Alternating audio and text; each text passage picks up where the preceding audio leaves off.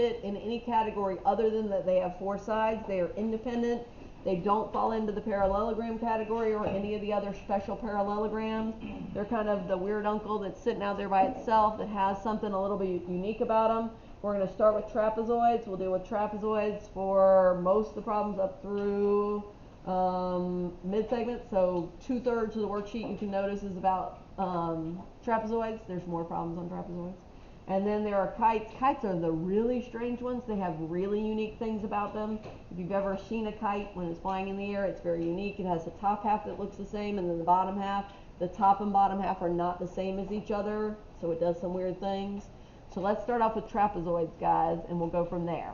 So this is a trapezoid. Trapezoids are quadrilateral, so it does have four sides. That qualifies it.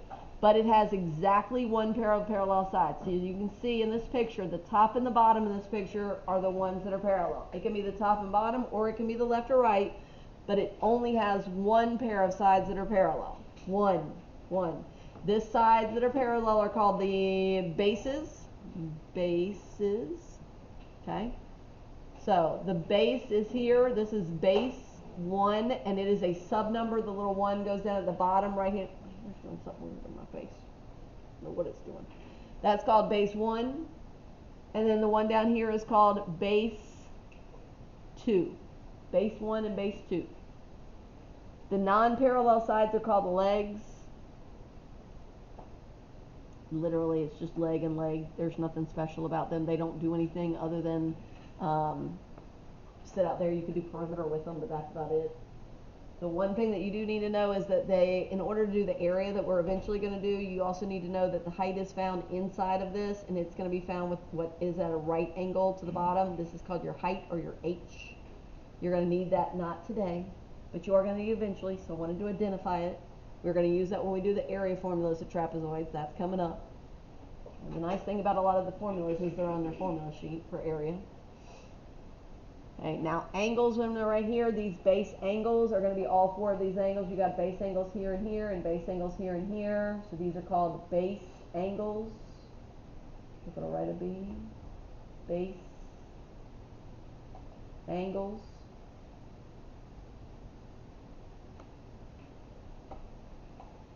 Okay. There are some special things about base angles because they're basically consecutive interior angles on parallel lines. So base angles, these two are going to add up to 180, and these two over here are also going to add up to 180. So these two have to add up to 180, and these two, they're same side interior angles, consecutive interior angles on parallel lines. We've done that a lot this year. Those have to be supplementary, which means they have to add up to 180. All right. So we're going to talk more about that in the next slide. Anybody before we go on? Okay, here we go. So in isosceles triangle is going to be the exact same thing, but the two legs are going to be congruent to each other. It's like a pyramid that they take the top off of and just lop off the top. That makes it into an isosceles trapezoid. It's the most common trapezoid you'll see. In an isosceles trapezoid, again, same idea. These two are going to add up to 180. And these two are also going to add up to 180. However, there's something else unique about them. Because these two legs are the same length, this angle is going to be the same as this angle right here. So these two base angles are going to be the same. A and B will be the same. That's only in an isosceles trapezoid. It's the most common one. It's the one you'll see the most, but only in an isosceles trapezoid. And then down here, angle D is going to be the same as angle C. Okay. So let's go through all the things that are written down here just as a reminder to you, and we'll talk about what that looks like up here. It says the diagonals will be congruent. The diagonals go across the shape. I'm not going to draw them in because then it covers up what we just wrote, but that means that AC, that length right there, that segment is going to be congruent to... if I go AC, what's the other one going to be, guys? Okay, one more time. If I go A to C, then going across the other way, it's going to be what? BD. I knew you knew what it was. You were just going too fast. Yeah, you're good. It's going to be BD. So those two are going to be congruent to each other. So you could see an equation where they're saying this one is this long, this one's this long. What's X going to be equal to? They'll solve it. Say one's 5x plus 2, the other's 2x minus 5, and you could solve it and get an answer. Okay. So from there, the next one, it says base angles are congruent. That means angle A is going to be congruent to angle B, and let me put and in very big letters, all cap. I'm just like, and not only is A and B the same, so is angle D is also congruent to angle C. Angle D is going to be congruent to C. You see a lot of those, setting those equal to each other, solving those out. Now the last thing we already talked about, same side are going to be supplementary. That means they've got to add up to 180. So these are long to write out. You got to use a little m because we're adding up their measures, not just the angle itself. So you would write the measure of angle A plus the measure of angle D is going to equal 180 degrees.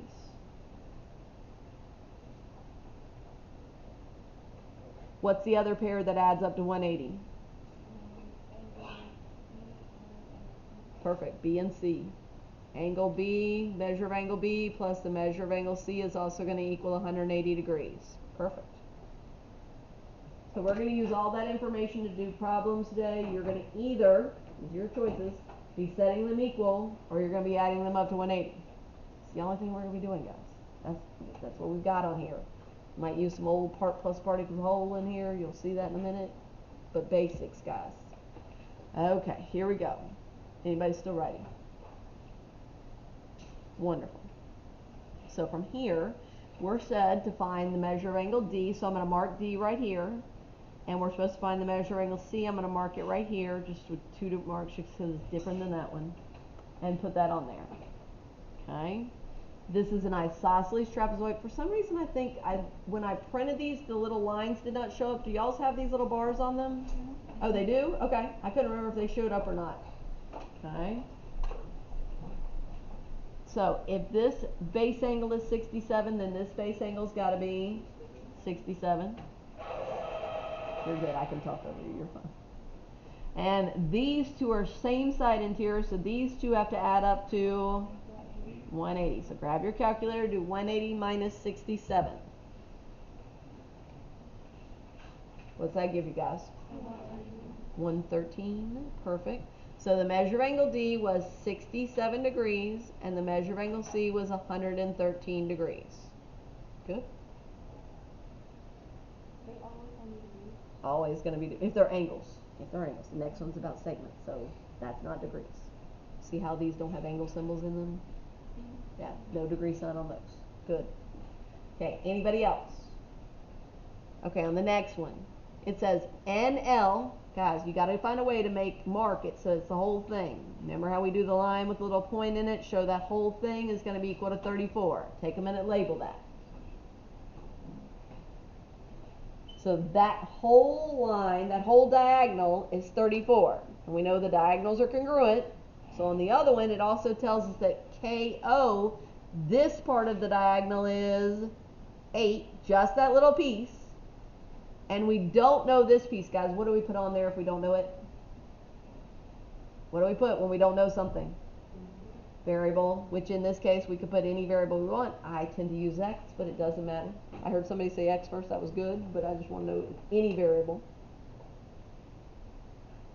Okay, and now because these are diagonals, you're just going to set them equal to each other. We're going to set that 34 equal to, now these are two parts. To get the two parts together, you got to add them together. So it's just going to be 8 plus X, or X plus 8. It makes no difference which one you put first. I put 8 first because it was on top. To solve that, how do we get the 8 to move to the other side? Yeah, subtract 8, subtract 8. That's going to put us at 26. Is it 26? Equals X. Perfect. Do I need a degree symbol on that 26? No, because it's a segment. So put your answer back up here. MO is 26. That's your answer. MO is 26. Okay, guys, we got one more thing with trapezoids. Let's go ahead and flip it over, and let's talk about mid-segments. I will tell you that mid-segments are definitely a part of your test. They are going to be on there. They love these on the EOC. They absolutely love these on the EOC, so you're going to need to know this formula. It's just averaging. That's all it is. You're averaging two things, so you add them and divide by 2. It's kind of like a midpoint, but it's a mid-segment. It's the same exact concept, guys. Okay? So let's start off with the concept itself. It looks like this. Okay? Mid-segment is going to be a segment that connects the midpoints of the legs of a trapezoid. So here are the midpoints. And if you add the top, which is TR, plus the bottom, which is PA, and divide it by 2, you're always dividing by 2 because you're adding two things together, it's going to equal that MN, that mid-segment in the middle, and it's going to give us a number for that one in the middle. Okay? So, guys, right now, what is MN on that picture? X. So we write X equals, what's TR? 4. Plus, what is PA? 12. And we divide it by 2. We're just adding and dividing by, it's midpoint versus mid-segment. It's the same concept. To get a midpoint, you add and divide by 2. To get a mid-segment, you add and divide by 2. So add these together, divide by 2. So that's going to be 4 plus 12 puts you at 16 divided by 2, which means your midpoint is perfect, 8. That is your midpoint. Excuse me, your mid-segment. I apologize. I had said midpoint on giving the example, and I meant to say mid-segment. So your mid-segment is equal to 8. Anybody have any concerns, questions, anything about that? It's just averaging, guys. Add and divide by 2. We're just going to do it with some algebra also. So we're going to do another one with numbers. I think I've got 2 more with numbers, one going forward, one going backwards, and then I've got one with algebra, just so we can see a little bit of everything. Okay, here we go. So for our examples today, we've got 3 of these.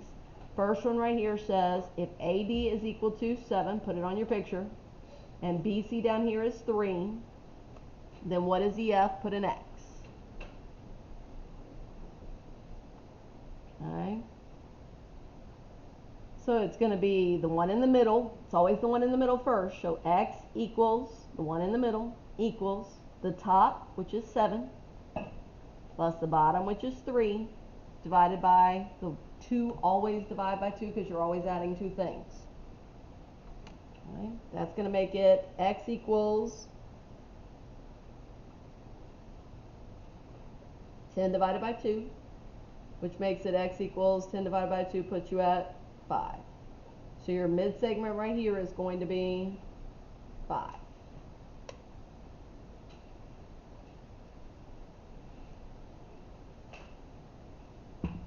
Okay.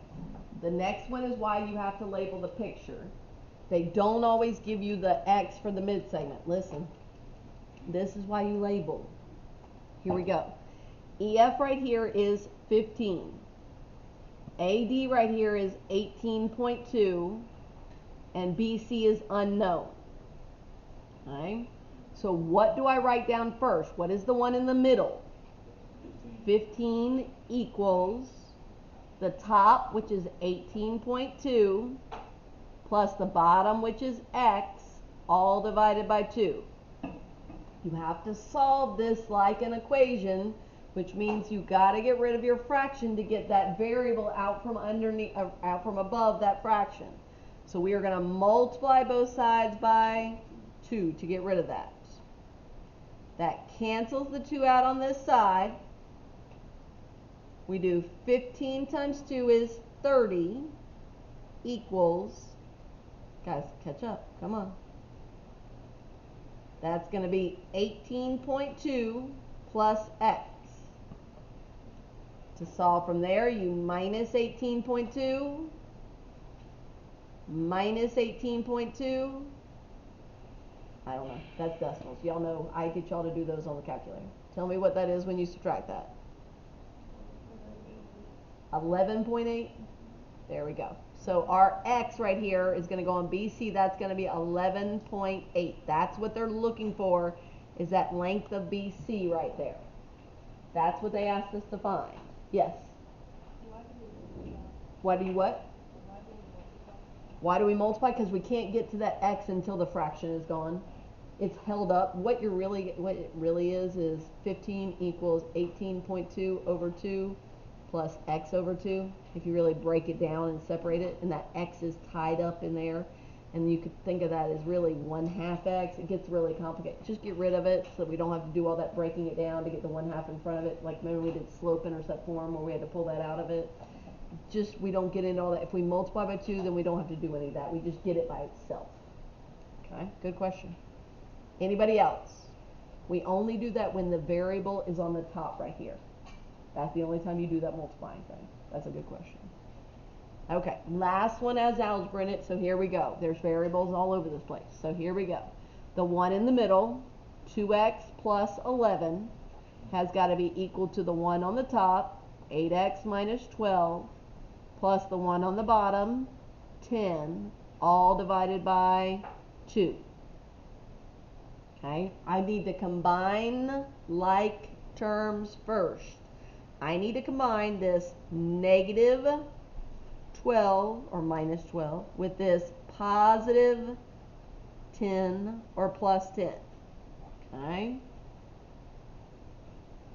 So I'm going to make it 2x plus 11 equals 8x.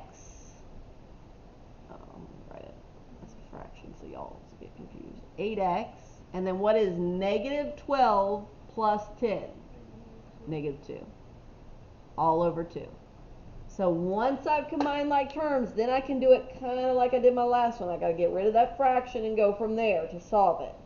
So we are going to multiply both sides by that denominator down here, that 2. So I'm going to multiply by 2. This is one term.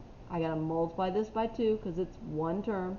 But over here you see the one long fraction bar, so I only multiply by 2 one time.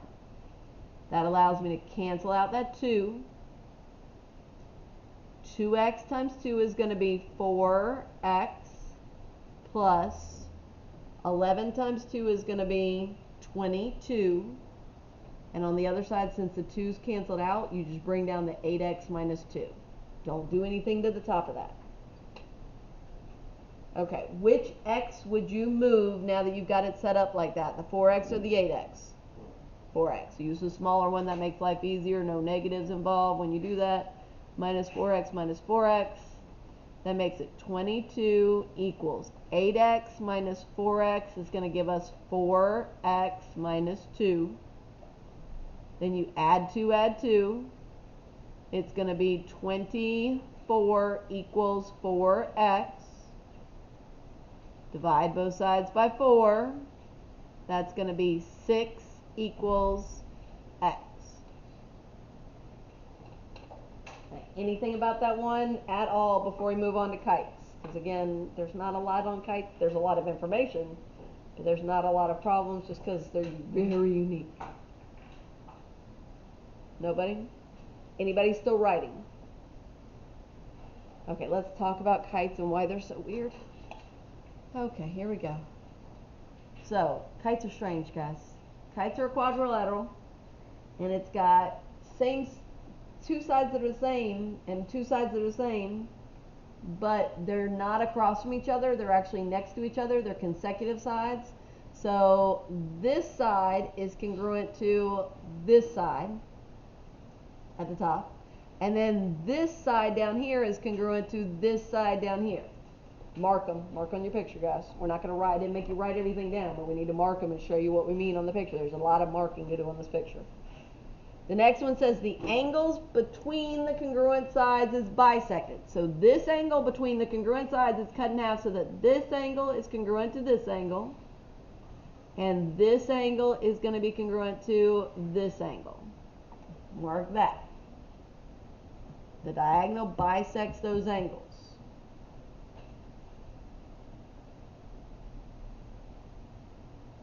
The next one is, my time off on Friday has been approved, great.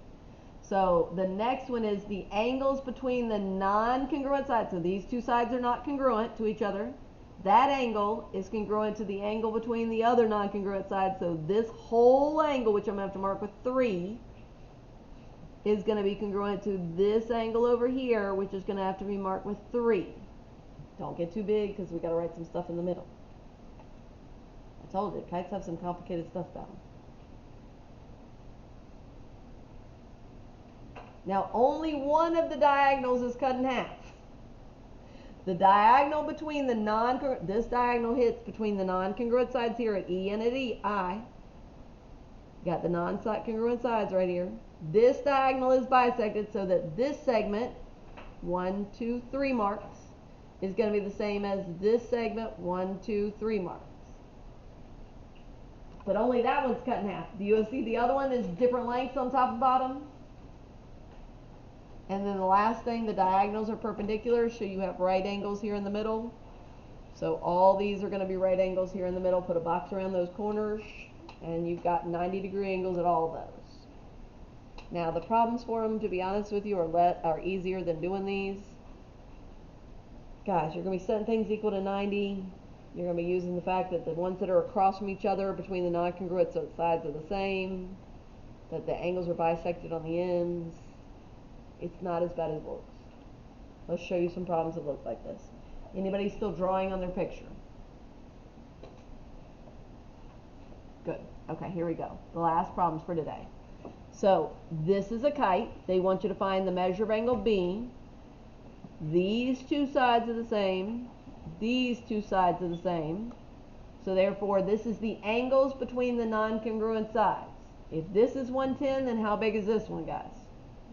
110. That's it. Just 110 degrees. That's it. There's not much to do there. Now, we know that these two angles, I'm going to go ahead and do this one because it's angle based. I'm going to go to that one in a minute. Let's go ahead and get this one knocked out. I know it's 8, but let's go down. So we know this angle between the non-congruent sides is going to be congruent. These two are going to be congruent to each other. What does every 4-sided figure add up to? You should know this at this point. 360. Every single one of these adds up to 360 as their total. So if we don't know this one, we're going to call this one X, and we're going to call this one X because they're the same. So we can call them both X. And we're going to add it all up and set it equal to 360. So we're going to add 42 plus X plus X plus 30 equals 360. Okay, guys, grab your calculators. Grab your calculators. What's 42 plus 30? 72. What's X plus X? Which one? 2X. What's X squared? You're good. What's X squared? It's right, but it's wrong on this one. What would you get? Why would you get X squared if you did X what? S plus X is equal to 2X. X times X is when you get X squared. It's important for your next class, so I'm just mentioning it. It's no big deal, Sody. It happens all the time. So X plus X is 2X equals 360. Then you're going to minus 72. That's not a 7. Let's try that again. Minus 72. Minus 72. That's going to cancel that out. You get 2X equals. What's 360 minus 72? 288. Perfect. Then we divide both sides by 2. That's going to give us X equals, let me see if I can do it. Hold on, don't say it. 144? Perfect. So 144 is going to go right here for this one, and 144 is going to go right here for this one. Now 44 is going to go right there for that one. Now they only asked for one of them, and so D is the only one they're actually asking you for, but you had to find both of them because they're the same and you couldn't get it with one without the other. But the answer to the question is just 144 degrees for the measure angle D. We said right here B was 110, so we're putting answer. We put all our other answers by our answer length, so I just want to do that. Okay, anything on 6 or 8 before I do the last two, which are based on the idea of the angles in the middle being right angles? Okay, guys. So on example number 7, if these bisect each other, that's great. That's not what matters. So this is an angle. What we're worried about is the fact that this angle is going to be 90 degrees all the way around. So if this one is 90, we just set 5x plus 2 equal to 90. It's like just waterfall, just wouldn't stop. You would minus 2 minus 2. I think you're going to get a decimal, guys. 5x is equal to 88. Divide both sides by 5. Yeah, I think you're going to decimal, guys. Is it a nice decimal or do we have to do a fraction? It's a nice one. What's it give you? It ends just at 0.6? Oh, that's very nice. Yeah, 17.6. So your x is equal to 17.6. Do you put a degree sign when you're finding just x like that where it's not going to have to be plugged back in? No. No, that's just 17.6. Good. Okay, last one. Now, this one's a little more to it, but it's the same concept, is that these angles in the middle are going to be 90-degree angles. And if all these are 90-degree angles, and if this one is 90 right here, then I can add these three angles up in this triangle. And what does every triangle on earth add up to? Yeah, so add 9x plus x plus 10 plus 90, and it equals 180. Okay, we got to combine like terms. Our like terms right here are 9x and x, and then our 10 and our 90. Okay, 9x plus 1, x.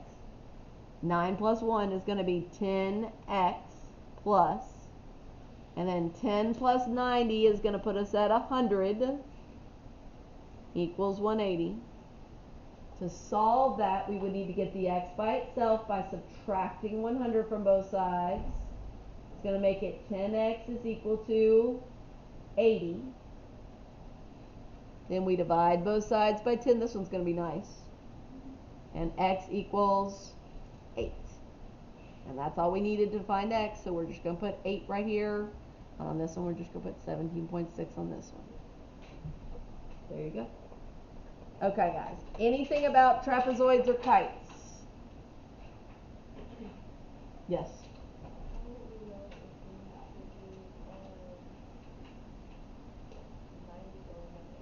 Absolutely. Are they just doing the angle in the corner, or are they doing the whole triangle?